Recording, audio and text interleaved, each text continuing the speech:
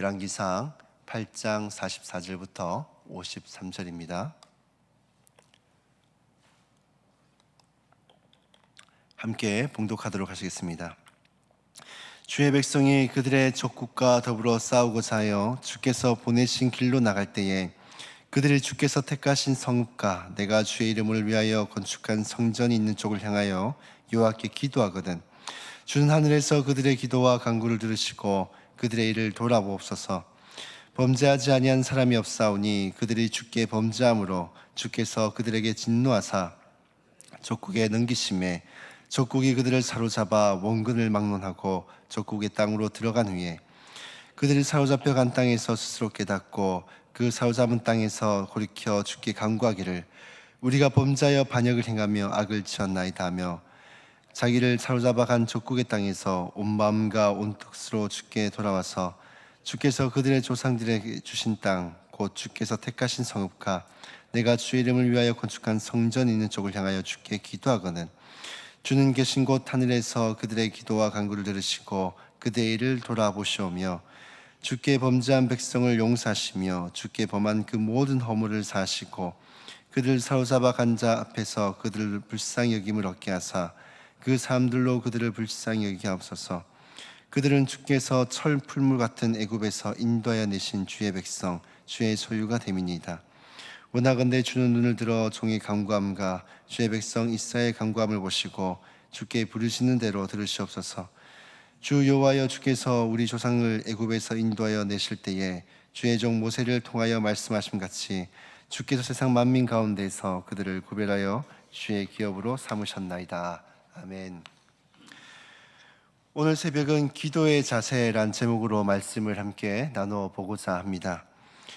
오늘 본문은 주님 앞에 기도하는 우리의 자세가 어떠해야 되는지에 대해서 우리에게 말씀해 주고 있습니다. 우리는 어떤 자세로 기도하며 주 앞에 나아가면 좋을까요? 첫 번째로는 이 겸손한 자세로 기도해야 된다는 것입니다. 이 기도의 기본은 이 겸손입니다.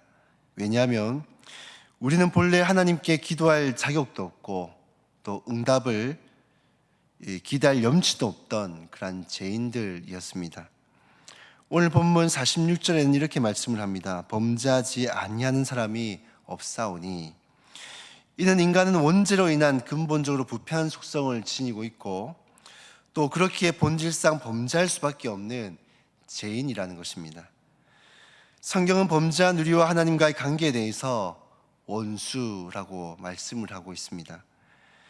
여러분, 철천지 원수가 나에게 어떠한 간곡한 부탁을 한다고 하면 여러분들은 그 부탁을 들어주시겠습니까? 들어주기는커녕 못 본 척 지나가 버리겠죠. 하나님과 우리의 관계가 바로 그러한 관계였다라는 것입니다. 그럼에도 불구하고 원수와 같은 우리를 긍휼히 여기신 이 하나님의 사랑과 또 예수 그리스도의 우리를 위한 그 희생의 십자가의 그 은혜로 말미암아 원수에서 우린 하나님의 자녀로서 그 신분이 변화되게 되어졌습니다.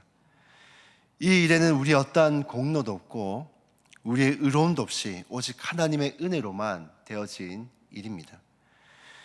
우린 이제 원수가 아니라 하나님의 자녀가 되었기 때문에 하나님은 당신의 자녀들의 기도를 들으실 뿐 아니라 응답하신다라는 것입니다. 그렇게 우리는 하나님 앞에 기도할 때에 마치 내가 잘난 듯이 또 당연한 듯이 또 하나님 앞에 때를 쓰듯 요구하듯 그렇게 기도해서는 안 된다는 것입니다. 우린 이전에 기도할 수 없던 자들이었기 때문에 이 하나님 앞에 겸손한 자세와 겸손한 마음으로 기도하며 나아가야 하는 것입니다. 이 신학시대의 기도에 관련해서 예수님께 혼인한 사람들이 있습니다. 누군지 혹시 기억나십니까? 바로 바리새인들입니다. 이들은 예수님께 기도에 관련해서 혼인한 데에는 이들의 기도에는 겸손이었고 또 자신을 드러내기 위한 외식과 이 교만만이 가득 차 있었기 때문입니다. 이들은 정해진 시간이 되면 성전문이나 시장 기퉁에서 많은 사람들이 다니는 곳에서 두 손을 높이 들고 하나님 앞에 기도했습니다. 그렇게 한 데에는 하나님에 대한 어떤 신앙보다도 이 자신들이 다른 사람들보다 훨씬 더 우월하고 거룩하고 믿음과 신앙이 출중하다라는 그 마음이 가득했기 때문입니다. 그래서 자신들이 하나님 앞에서 당당하게 기도할 수 있었던 그 근거는 바로 자신들의 행위와 자신들의 의로움에 있다라고 생각을 했던 것이죠. 예수님이 이렇게 외식적이고 교만한 바리새인들의 기도에 대해서 비판하시고 책망하셨습니다. 사랑 여러분, 하나님께서 받으시는 그 기도는 자신의 의로움을 의지하는 기도나 이 교만한 자의 기도가 아니라 자신이 이전에 죄인이었다는 사실을 알고 그렇기에 하나님의 은혜를 의지하여서 겸손하게 하나님 앞에 나아가는 그런 사람들의 기도를 들으신 줄로 믿습니다. 저와 여러분이 늘 겸손함으로 하나님의 은혜를 의지함으로 이 기도의 자리에 나아가는 저와 여러분들이 다 되시기를 주님의 이름으로 축복합니다. 이 두 번째로 우리가 가져야 될 기도의 자세는 바로 성실함입니다. 감리교의 창시자인 존 웨슬리는 기도에 관하여서 이런 말을 남겼습니다. 기도는 믿는 자의 호흡과 같다. 기도하지 않는 그리스도인은 살아있지 않은 것이다. 이 기도에 관한 사람들의 오해는 필요한 것이 있을 때나 혹은 긴급한 일이 있을 때 하는 것이다 라는 것입니다. 하지만 기도는 그러한 것이 아닙니다. 기도는 존 웨슬리의 말처럼 성도의 호흡과 같은 것입니다. 우린 호흡을 할 때 힘든 일이 있을 때나 혹은 어려움이 있을 때나 그럴 때 호흡하는 사람들이 있나요? 그렇지 않죠. 기쁠 때나 슬플 때나 즐거울 때나 우울할 때나 우리는 호흡을 하기를 멈추지를 않습니다. 오늘 본문 46절부터 48절을 보시면 솔로몬이 이렇게 말을 합니다. 전쟁에 나가서 적국에 피하여 포로가 되었을 때도 기도의 응답을 구하는 기도를 해야 한다라고 말씀을 하고 있습니다. 뿐만 아니라 이 데살로니가 5장 17절은 이렇게 말씀을 하죠. 쉬지 말고 기도하라. 이 5만 번 기도의 응답을 받은 기도의 아버지라 불리우는 조지 물러는 기도에 관해서 이렇게 말을 했습니다.